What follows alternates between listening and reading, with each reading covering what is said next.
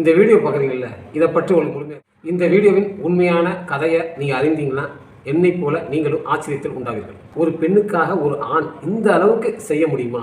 அதற்கு ஒரு எடுத்துக்காட்டு தான் இந்த வீடியோ என்னை பொறுத்தவரை. இந்த வீடியோவில் நீங்கள் பார்க்கும்போது ஒரு பால்கனியில் ஒரு பெண்ணு தொங்கிக்கிட்டு இருக்காங்க. அவங்கள ஒரு மனிதர் பிடித்து வைத்திருக்கார், கீழே விடாமல். அப்படித்தான் எல்லாத்துக்கும் தெரியும் பார்க்கும்போது. ஆனால் கதை அதல்ல. இது சீனாவில் நடந்த ஒரு உண்மையான கதை தான் இது. இந்த பெண்ணை பிடிச்சிருக்காருல்ல, அவர் தான் இந்த பெண்ணுடைய ஹஸ்பண்ட். அவங்க வீட்டில் இருக்கும்போது ஒரு அன்ஃபார்ச்சுனேட்டாக தீ பிடிச்சிருது. யாருமே தப்பிக்க முடியாத ஒரு சுச்சுவேஷனில் அந்த அளவுக்கு தீ பரவி, அந்த கண்டிஷனில் தான் இருந்தாலும் பரவாயில்ல, தன்னுடைய மனைவியை எப்படியாவது காப்பாற்றணும் என்ற ஒரே ஒரு நோக்கத்திற்காக தன்னுடைய மனைவியை பால்கனியிலிருந்து கீழ்ப்புறமாக கீழே இறங்க வச்சு அவர்களை தாங்கி பிடித்துள்ளார் அந்த மனிதர். ஆனால் அந்த வீட்டில் கண்டினியூஸ்லி தீ பிடிச்சி வெயிட் பண்ணிக்கிட்டு இருக்காரு ரெஸ்கியூ டீமுக்காக.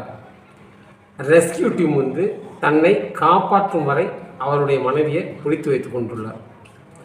அதே போல் ரெஸ்கியூ டீம் வருது, பிடிக்கிறாங்க, 2 பேர்த்தையும் காப்பாற்றுறாங்க, தூக்கிட்டு போகிறாங்க. அந்த சுச்சுவேஷனில் அந்த மனிதனின் பின்புறம் 90லிருந்து 95% எரிந்த நிலையில் இருக்கிறது.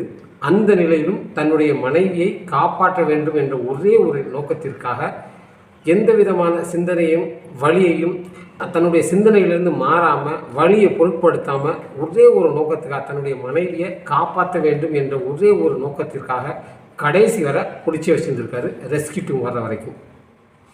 அந்த ரெஸ்கியூ டீம் வராங்களே, வந்தவுடனே அவர் சொன்ன வார்த்தை என்னுடைய மனைவியை காப்பாற்றுங்கன்னு தான் சொல்லியிருக்காரு ஒழிய மற்றபடி என்னை காப்பாற்றுங்க அப்படின்னு சொல்ல வரல அவர்.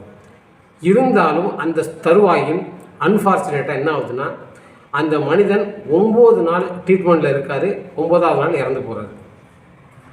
இன்றைய நிலையிலும் உண்மையான காதல் வாழ்ந்து கொண்டு தாங்க இருக்குது.